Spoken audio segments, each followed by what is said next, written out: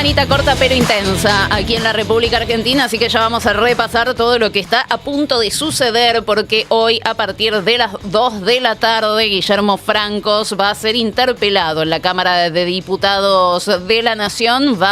Se espera con Mariano Cunio Libarona, ministro de Justicia, pero en principio no se estima la presencia, por ejemplo, de Luis Caputo, ministro de Economía de la Nación, y de Roberto Silva, titular de la Comisión Nacional de Valores, que también fue convocado para esta interpelación, porque al no ser ministro no se sabe si está obligado o no a comparecer, o por lo menos esa era la duda que ponían desde el gobierno nacional, así que en principio se está esperando a Guillermo Francos, que ya confirmó su presencia en la Cámara de Diputados, y a Mariano Cunio Libarona. Se estima que esta interpelación va a durar aproximadamente unas 10 horas. Va a ser larga esta sesión, pero podría ser más larga. Después vamos a repasar los antecedentes más inmediatos. En principio se prevé una exposición de los funcionarios de alrededor de 1 hora, podría extenderse hasta 1 hora y media. Van a compartir tiempo los dos ministros, tanto Francos como Cunio Libarona. Después se va a tomar la misma cantidad de tiempo para que los diputados de los bloques que impulsaron la citación, la interpelación, formulen sus preguntas y las personas interpeladas, Francos y Cunio Libarona, puedan responder. Luego se le va a abrir el tiempo al resto de las bancadas que no impulsaron la interpelación para que también hagan sus preguntas, y una vez que se cierre este intercambio, la oposición lo que está pidiendo es que haya un espacio para que los bloques puedan hacer algunas consideraciones finales, si esto efectivamente termina de suceder y de acordarse hoy en la reunión de labor parlamentaria. Seguramente ahí vamos a tener los discursos más encendidos de este debate, que va a arrancar a las 2 de la tarde y va a terminar bastante tarde. Si es que se extiende 10 horas, puede achicarse o puede dilatarse, por supuesto. No es lo único que va a pasar con el tema de Libra.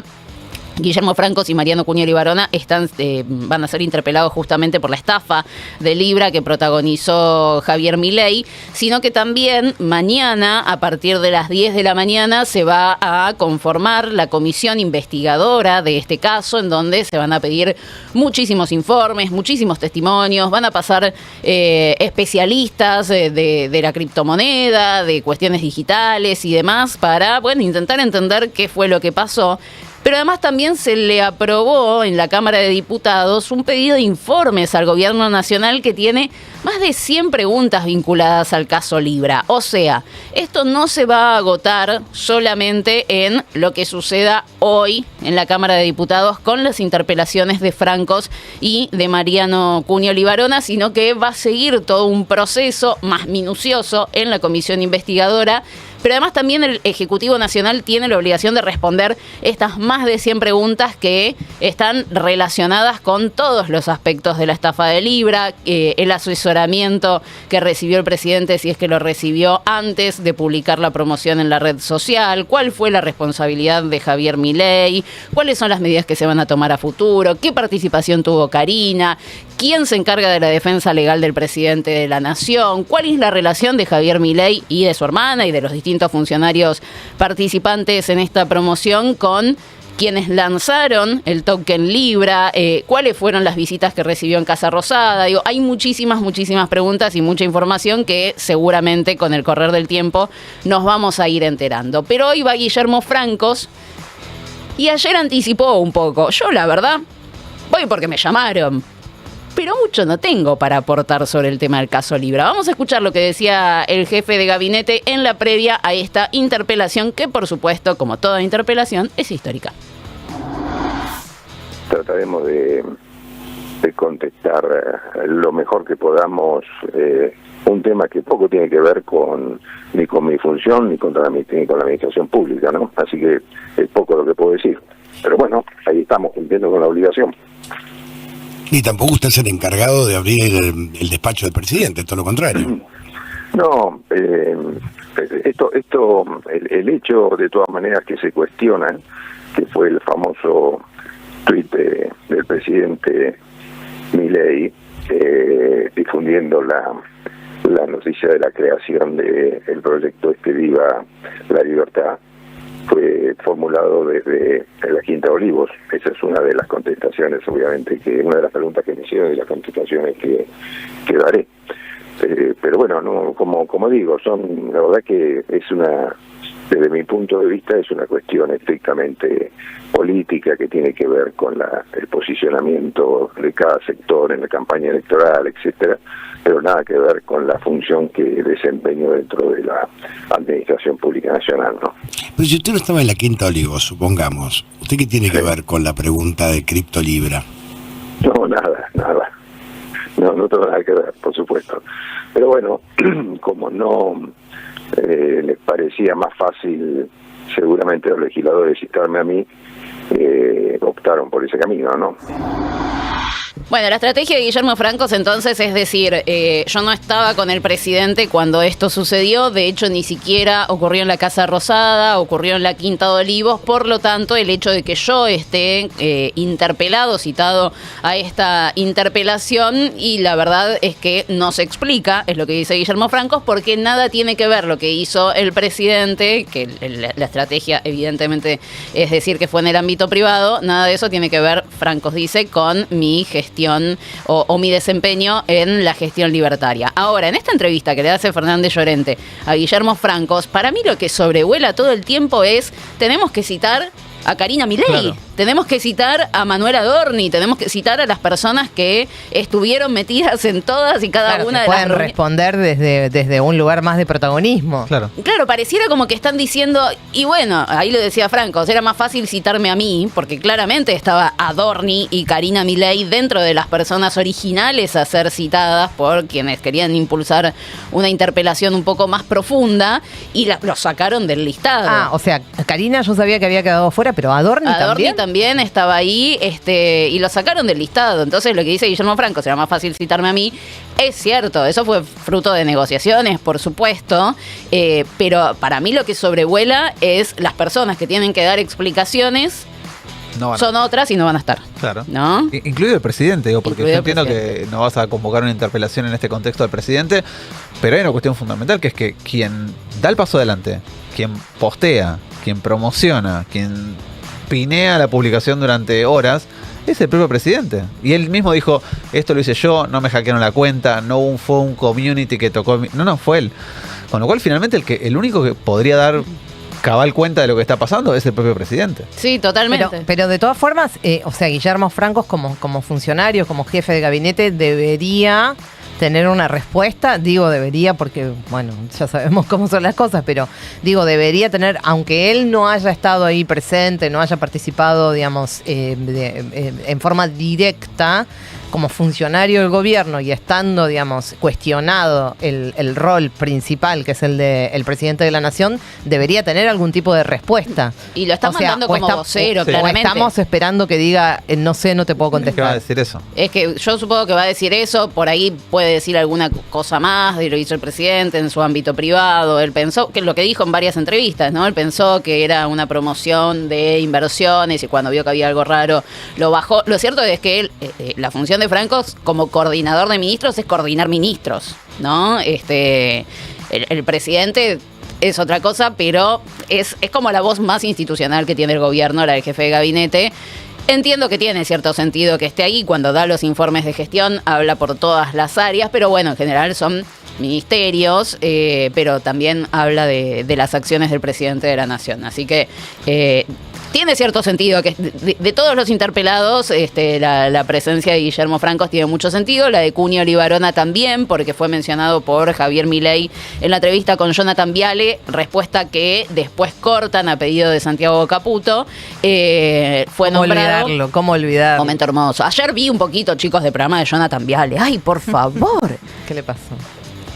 Era él, estaba haciendo él, eso le pasó. Es un papelón, es muy difícil trabajar con Jonathan Viale, cero argumentos, cero todo, pero un nivel de militancia absoluto que me sorprende no haya aprendido después de eso que le pasó con Santiago Caputo y que siga con la misma línea, sin ningún tipo de sustento en lo que dice, ¿no?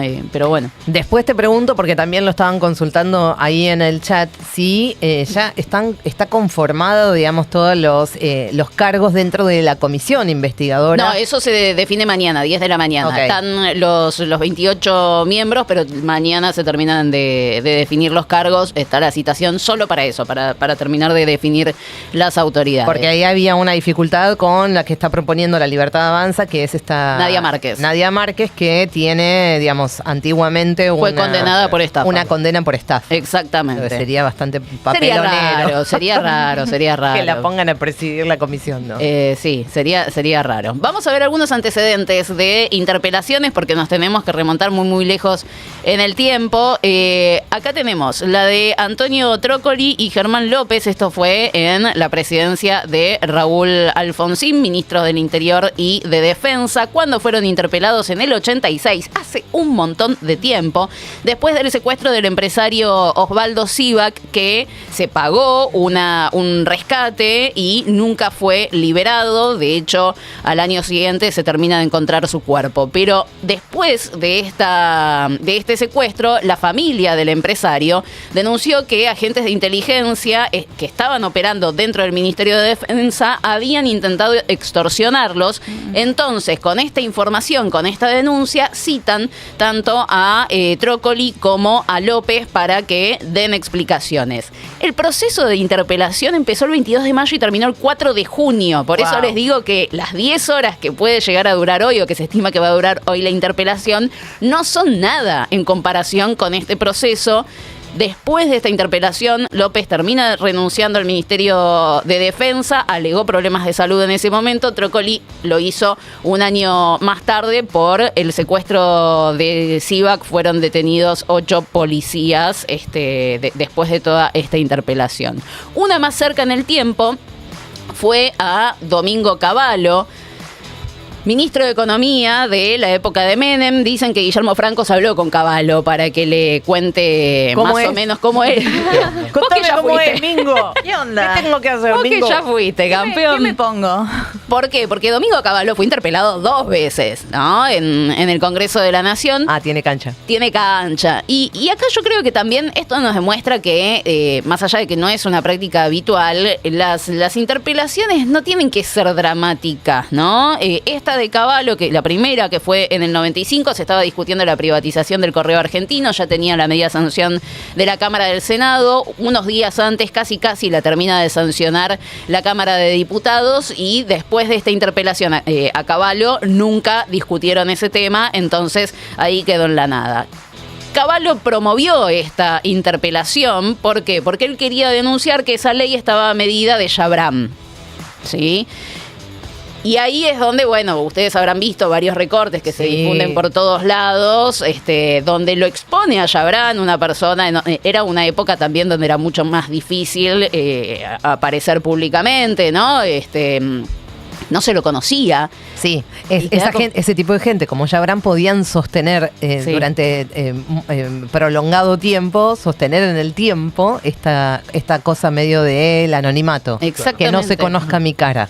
Hasta que con esto de Cavallo está ya el nombre Chabram por todos lados, un empresario con muchísima llegada, mucho manejo de todos, de distintos rubros, y lo que decía Cavallo es, bueno, esta ley está medida de Chabram para que se quede con el Correo Argentino. Y no tenía ganas el Cavallo, el menemismo, de que eso suceda. De hecho, a Cavallo le vale después una denuncia particular porque Cavallo apuntó contra personas individuales, ¿no? Contra Chabram, pero también contra periodistas, contra Haddad, por ejemplo. Entonces lo denunciaron, ¿eh? ¿Qué andas haciendo? ¿Qué andas señalando a particulares vos como funcionario? ¿Qué resuelve la Corte Suprema de Justicia muchos años después? Que si va a ser interpelado un funcionario, si vos lo estás obligando a ir, porque no pueden no ir, si vos lo estás obligando a ir en este caso a la Cámara de Diputados, la persona interpelada tiene que tener las mismas condiciones que los legisladores que la están interpelando. interpelando. ¿Qué quiere decir esto? Los diputados en este caso tienen fueros, o sea, pueden decir lo que quieran sin ser perseguidos judicialmente por haber dicho cualquier cosa. Entonces, y esa interpretación, digo, para los que se acuerdan, por supuesto, del caso, ya que estamos mencionando el nombre de Jabrán, sí, fue previo a la muerte de José Luis Cabezas, que fue en el 97, ¿no? Exactamente. Que fue el que le sacó finalmente la foto y que se publicó por todos lados la cara de Jabrán. Exactamente. Cavallo fue interpelado una vez más en el 96. Esta interpelación no le importó absolutamente a nadie. Fue en el Senado de la Nación y fue... Pero fíjense, ¿no? En la primera estaba hablando sobre una ley, la de la privatización del correo argentino, más allá de todo el misterio que hay en torno, o que había en torno a la figura de Jabrán y esta confrontación que cada tanto vuelve a aparecer con algunos recortes en los medios y en las redes sociales. Fue a explicar los alcances de una ley, Domingo Cavallo, y en el 96 fue convocado para explicar medidas tributarias adoptadas por el gobierno de Menem. Fue una interpelación técnica, aburrida, que no tuvo repercusiones y lo que hizo fue adentrarse en las medidas relacionadas con la rebaja de alícuotas en impuestos internos. O sea, no necesariamente, como dice el oficialismo o los amigos del oficialismo, esto es un golpe de Estado. O sea, no es así. Es pedir que vaya un funcionario para explicar determinado tema. Cavallo 3 meses después deja el ministerio, pero no por esto particularmente, ¿no? Había muchas repercusiones todavía de la interpelación anterior de la de Jabrán. Bueno, esta fue la última, en el 96. Después ¿Nunca no hubo más. Entonces por eso también se le está poniendo... Son muy nuevitos los de la Libertad Avanza, capaz que no se acuerdan. Se le está poniendo mucha... Bueno, francos no. Francos no, y de hecho lo llamó ahí a Cavallo, pero por eso también explicaban cuando se aprobó el tema de la interpelación, les decían, ya hubo antecedentes, dejemos de dramatizar, porque acá es como que no hay matices, no hay intermedios, es o no le preguntamos nada o lo destituimos. No, hay todo un proceso largo en el medio que por ahí no lleva a ningún lado. O sea, la comisión investigadora va a emitir un informe y ese informe no va a destituir absolutamente a nadie. Las respuestas de hoy no van a echar a nadie de su cargo, van a quedar ahí guardadas para la historia y la posteridad, porque es un escándalo lo que ocurrió con la estafa de Libra. Pero bueno, esto es lo que va a suceder a partir de las 14 horas. Hay otras cosas que también van a pasar esta corta semana, esta breve semana, hoy y mañana en la Cámara de Diputados. Ahora en un ratito arranca la Comisión de Legislación de Trabajo, porque quieren eliminar la alícuota solidaria para las personas que no son afiliadas, que no están afiliadas a los sindicatos, bueno, que no tengan la obligación de pagar esta cuota solidaria. Esto justo en la previa de la marcha que va a hacer mañana la CGT por el Día del Trabajador. A las 2 de la tarde tenemos la interpelación de Francos y Cunio Libarona. Mañana se constituye la comisión investigadora de Libra, se eligen las autoridades a las 10 de la mañana. Y después también otras dos cosas que le molestan al gobierno, que no querían y los obligaron los diputados a hacerlas, es discutir la emergencia en discapacidad, que se va a discutir mañana a las 12 del mediodía en comisiones. Y a las 2 de la tarde mañana temas previsionales, entre ellos la moratoria, ¿no? Que terminó ya hace 2 meses y... el mes pasado, si no me equivoco. El mes pasado. Y bueno, todavía no hubo ningún tipo de solución. Los diputados en el recinto obligaron al gobierno nacional, al oficialismo, a convocar a las comisiones pertinentes para tratar estos dos temas, y va a ser mañana. 2 temas incómodos para el gobierno, Sí. Sea la emergencia en discapacidad, que ya dijeron, ya lo contábamos la semana pasada, el oficialismo trata a los legisladores que quieren avanzar sobre esto como degenerados fiscales, y también el tema de la moratoria previsional, ¿no? Que son dos temas claro, súper incómodos para el gobierno. Equilibrio fiscal y todo eso va a salir a la luz en estos días. Otro de los grandes temas de esta jornada es, y un poco lo decíamos, el debate en la ciudad de Buenos Aires, y no por la limpieza que está viviendo y disfrutando mi barrio, sino por, bueno, seguramente nos va a dejar algunas perlitas. Vamos a repasar muy, muy brevemente cuál era la estructura del debate. Vos vas a tener una apertura en mano de 2 moderadores. ¿Quiénes van a ser los moderadores? Ya está confirmado. Se llaman Damián Glanz, él es periodista del Canal de la Ciudad, y Brenda Brecher, que también es periodista del Canal de la Ciudad, pero trabaja también en La Nación y en la televisión pública. Ellos 2 van a moderar este debate, van a en 3 minutos presentar las reglas del juego. Después cada participante, son 17, va a tener 1 minuto cada uno para presentarse a sí mismo. sigue de este modo el debate de candidatos. Después de presentarse, cada participante va a tener 2 minutos para exponer sobre un tema que considere representativo de su agenda política, de su agenda de campaña y legislativa. 3 otros candidatos le van a hacer una pregunta a cada uno sobre ese tema, uno imagina, y el candidato original, el que había expuesto, va a tener 2 minutos para responder. ¿Cómo cierra este debate? Bueno, cada uno también va a tener 1 minuto y medio para hacer un cierre y terminar de cerrar el concepto. La verdad es que es muy poca muy poco el tiempo que van a tener para exponer cualquier idea. Debate no va a haber, lo que va a haber son simplemente estas preguntas. Son muchos candidatos, son 17 candidatos, entonces bueno, la cosa por supuesto va a estar un poco complicada en materia de organización. Veremos cómo se desenvuelve todo hoy a partir de las 8 de la noche. Seguramente lo van a difundir varios medios de comunicación, si no, el canal oficial que lo transmite es el canal de la ciudad.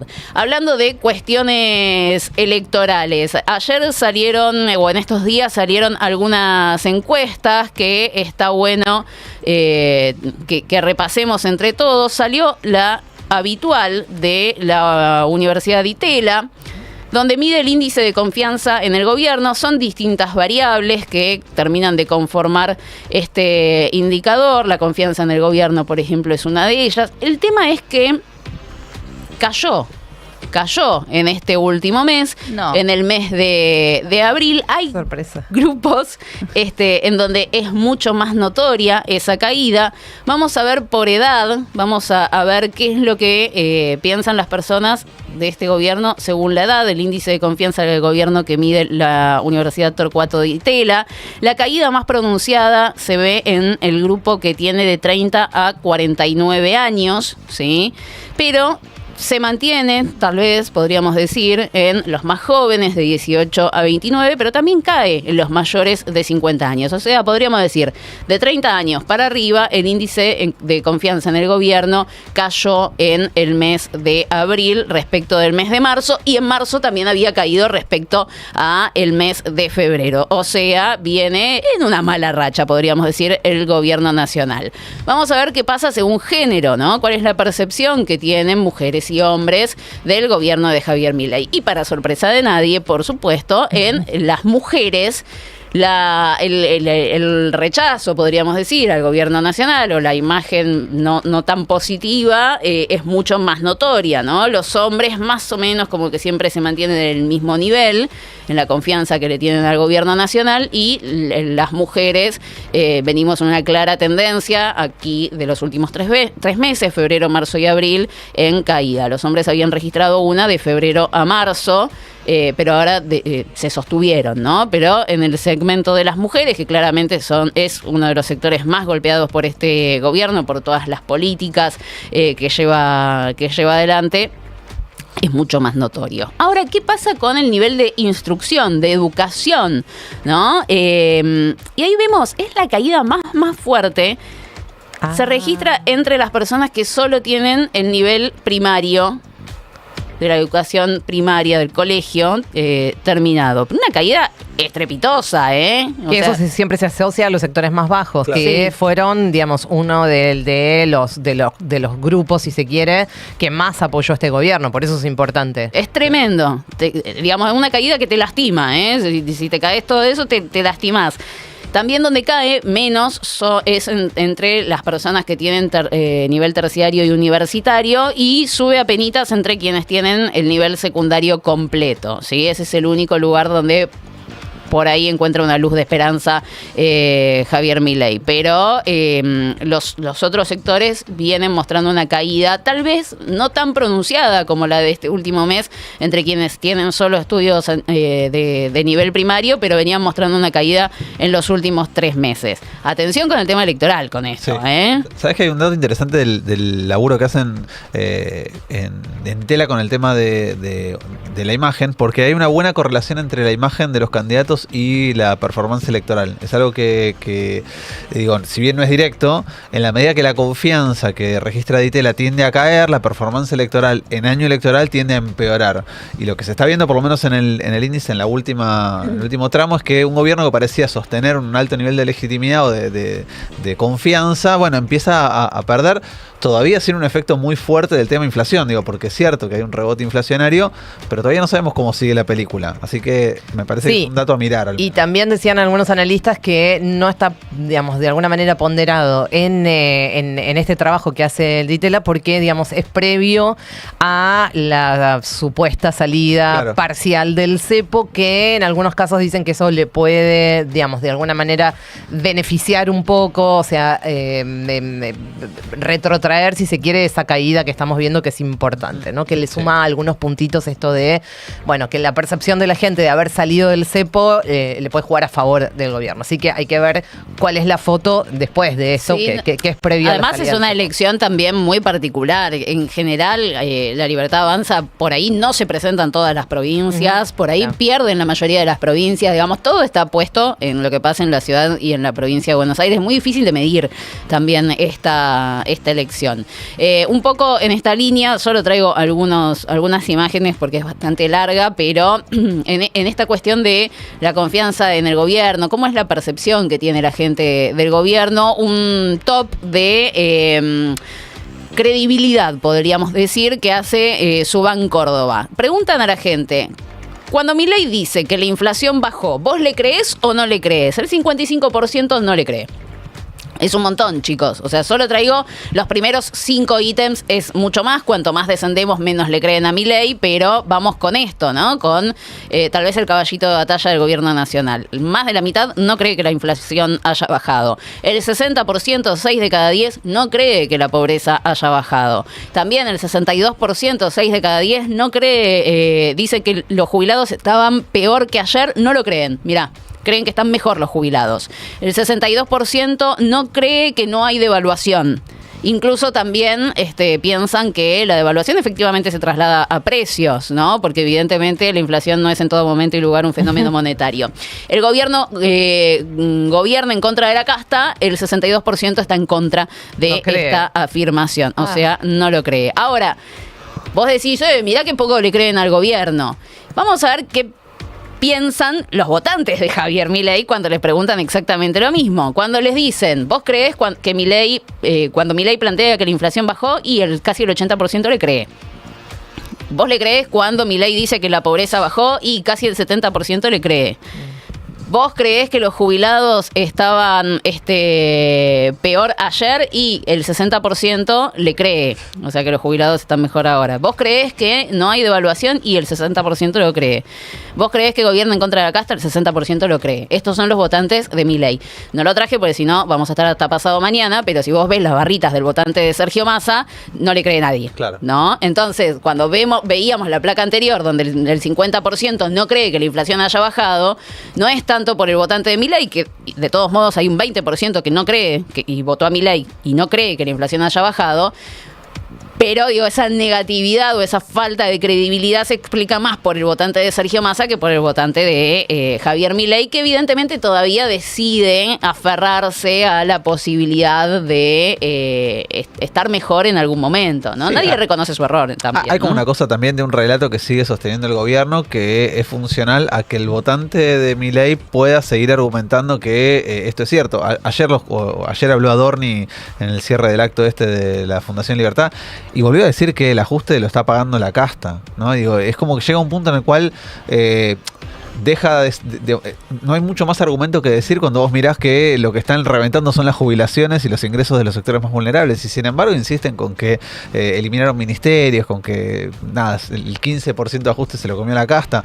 Es un discurso, insisto, solo pensado, un relato solo hecho para que quien quiere comprarlo lo compre. Sí, me llama la atención ahí, en todo caso, de lo que acabas de mostrar, es que hay bastante consenso en todo el electorado, en general, los que votaron a Massa, los que votaron a Milei, etcétera, que el ajuste lo están pagando los jubilados. Sí. Es impresionante. Ahí la diferencia entre quienes votaron a Milei, esta cuestión de le creen o no lo creen, digamos, si los jubilados estaban mejor antes que ahora, ¿no? No le creen tanto. Claro. No, es interesante ver eso, ¿no? Que hay un 20% de votantes de Milei que consideran que la inflación no bajó, un 25% que considera que la pobreza tampoco bajó, un 33% considera que los jubilados no estaban peor ayer, o sea que ayer estaban mejor, un 30% que consideran que efectivamente hay devaluación, un 30% que considera que el gobierno está gobernando no en contra de la casta, sino en contra del pueblo.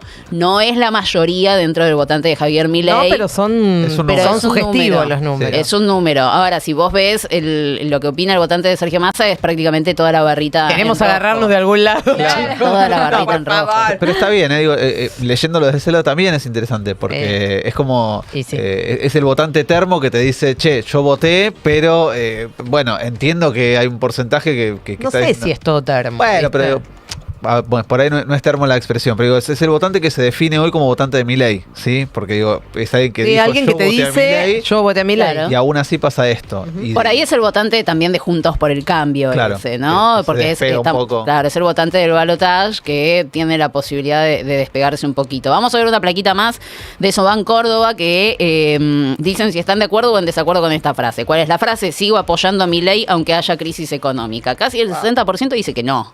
Ok. Y el 40% dice que sí, ¿no?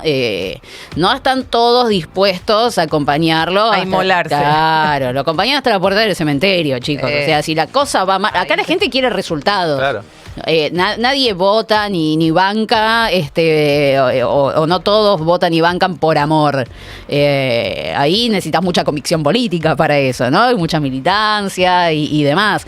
La gente quiere resultados. Y si los resultados no son buenos, Y venimos además de dos tremendos fracasos, que es el gobierno de Macri y el gobierno de Alberto Fernández, por lo que me permito, digamos, tirar esta hipótesis que es mucha gente que votó con esperanza a este gobierno, está difícil largar eso, en el sentido de que ya no queda nada, porque encima lo que tenés enfrente, digamos, lo que tenés en la oposición, está bastante enquilombado, ¿no? Se ve, entonces, digamos, no hay nadie que pueda recibir esto. Entonces hay algo ahí de querer aferrarse a algo que parece ser como, por lo menos en este panorama, obviamente sabemos que en la Argentina todo puede cambiar muy rápidamente, pero digo, lo que se ve ahora es aferrados a esa esperanza, que es como lo único que queda. El que votó a Milei, es difícil que lo largue, en ese sentido. No sé si se entiende lo que quiero decir. Sí, obviamente. Hago un breve paréntesis. Acaba de hablar Guillermo Francos en la red y confirmó que los ministros de Economía y Justicia se ponen a disposición para responder preguntas por escrito. Por la interpelación de Libra. Okay. Los ministros de Economía y Justicia se ponen a disposición para responder por escrito. O sea, no para ser interpelados, pero él sí. Dice, yo voy a ir a aportar lo que pueda, que no es mucho. Ya lo que había que explicar lo explicó el presidente en su momento. Bueno, vamos con el último datito de estas horas, datito político, que ocurrió también en materia electoral, pero en este caso en la provincia de Buenos Aires. Finalmente, chicos, se suspendieron las PASO en la provincia de Buenos Aires, pero eso no quiere decir que se haya terminado la joda, por supuesto que no, porque ahora recién empieza, ¿no? Queda un tema para resolver, que es la cuestión de los plazos, porque Axel Kicillof y el gobierno de la provincia, recién veía algunas declaraciones que no le bajan el tono a la discusión del Cuervo Larroque.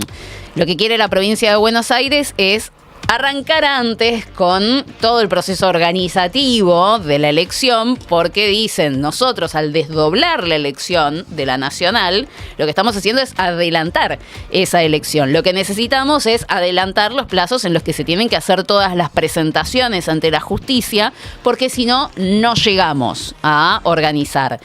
Siempre la provincia de Buenos Aires votó con la nación, por lo tanto, La provincia de Buenos Aires tampoco desplegaba un operativo, ni tenía que encargarse de un operativo porque lo hacía la Nación. Ahora lo tiene que hacer la provincia. La justicia electoral en la provincia de Buenos Aires ya dijo, estos plazos son imposibles de cumplir. Lo que le dicen los aliados peronistas a Axel Kicillof es, te dijimos que era imposible de cumplir, ¿para qué carajo desdoblas las elecciones? Y Axel lo que plantea él, la desdoblamos porque es mejor estratégicamente, pero eso tiene que venir acompañado de una modificación en el calendario. Así que esa es la nueva discusión que tenemos por estas horas. ¿Qué va a pasar con los plazos organizativos de la elección? ¿Cómo queda el calendario para las elecciones de la ciudad de Buenos Aires, de la provincia de Buenos Aires, con las nacionales? Y miren este quilombo. Lo ordené cronológicamente.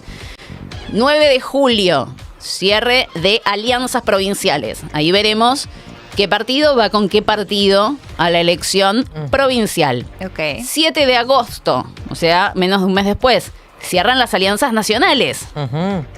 Al día siguiente del cierre de las alianzas nacionales, el 8 de agosto, cierran las listas de la provincia de Buenos Aires. Y una semana después, el 17 de agosto, cierran las listas para las elecciones nacionales. Y ahí el 7 de septiembre tenés las elecciones generales de la provincia y el 26 de octubre las elecciones generales de la nación. ¿Qué quiere decir esto? Que aunque hayan desdoblado las elecciones, aunque los bonaerenses no vayan a elegir cargos provinciales en el mismo día que los cargos nacionales, todas las discusiones y negociaciones políticas deberían suceder en el mismo momento, en la misma mesa. Casi en paralelo. Esto es lo que está hasta ahora y la idea, o la intención de Axel es adelantar el cierre de alianzas y el cierre de listas de la provincia, de la elección provincial. Que en vez de que sea 60 días antes de la elección, sea 100. O sea, que empecemos ya. Con todo esto. Porque es cierto que se pega un montón. Tal vez si el peronismo se pone de acuerdo, pero bueno, tenés que... Y eso, Carla, tiene que pasar por el Parlamento, digamos, lo tienen que aprobar el Congreso Provincial, estaba en la ley, pero es en la ley que mandó Axel, pero esa parte la rechazaron, así que no sé cómo lo van a resolver ahora. ¿Él lo puede resolver por decreto? No lo sé. Entiendo que ahora iba a haber una reunión referida justamente a este tema, que iban a estar las autoridades judiciales, electorales y demás para ver cómo se podía resolver este tema, porque sigue siendo una de las preocupaciones, y si no, bueno, se cerrará todo junto. O sea, como si fueran dos elecciones juntas, aunque vayan por separado, pero ustedes ven, están todas muy pegadas, ¿no? Y lo que se define a nivel provincial, más o menos uno entiende que si cerrás alianza a nivel provincial es la misma alianza que vas a cerrar a nivel nacional. Un calendario bastante ocupado. Para cerrar, vamos a ver estos datitos que comparte nuestro colega Pablo Ibáñez. Traje su tweet también porque amplía un poco lo que muestra esta encuesta de sentimientos públicos, en donde, ¿qué es lo que se muestra? Que con un peronismo dividido, la Libertad Avanza le gana a justamente el peronismo en la provincia de Buenos Aires y por bastante, 31 puntos de intención de voto para la Libertad Avanza versus 21 para el peronismo de Axel Kicillof y 17 para el peronismo kirchnerista. Ahora, la cosa no termina ahí, destaca el colega. Si los peronismos van juntos y la Libertad Avanza se fusiona con el PRO, hay un empate técnico, o sea, dentro del margen de error. Unión por la Patria, respecto de la elección del 2023, que es un poco lo que hablábamos con Santiago Giorgetta hace unas semanas, retiene al 85% de sus votantes. O sea, más de 8 de cada 10 personas que votaron Unión por la Patria en 2023 siguen votando Unión por la Patria este año. La Libertad Avanza solo retiene el 75% de sus votantes, pero agarra votos de opciones más de centro, si querés, como la de Schiaretti. Agarra más votos de los que puede agarrar Unión por la Patria. Y este otro dato que se destaca en este tuit, entre los más jóvenes, menores de 28 años, el 44% vota a los libertarios y solo el 17% al peronismo. Atención también con ese cambio, por lo menos para sentimientos públicos, de cuáles son las preferencias de la juventud, esto es, en la provincia de Buenos Aires. Bueno, son datos que se ven, ¿no? Y creo que todo el mundo lo tiene claro. Si el peronismo va dividido, la derecha tiene altísimas chances bueno, gana en la provincia de Buenos Aires, ya no sé si ponerlo como chances, gana en la provincia de Buenos Aires. Si el peronismo va unido y la derecha va dividida, gana el peronismo en la provincia de Buenos Aires. Si todos van juntos, y bueno, preparen los pochoclos, chicos, porque vamos a estar hasta bastante tarde, seguramente. Está bueno decir que esto no es que lo está diciendo Carla porque es una iluminada. Los dirigentes del peronismo también lo saben. Claro. Y también soy una iluminada. Las dos cosas. Tenés una luz propia fantástica. Pero lo que quiero decir es que toda la dirigencia del peronismo lo sabe esto perfectamente. Perfectamente. Digo, para lo que vaya a pasar. Exactamente. Esperemos que todos se den cuenta, ¿no? Besitos para todos. De estas cosas.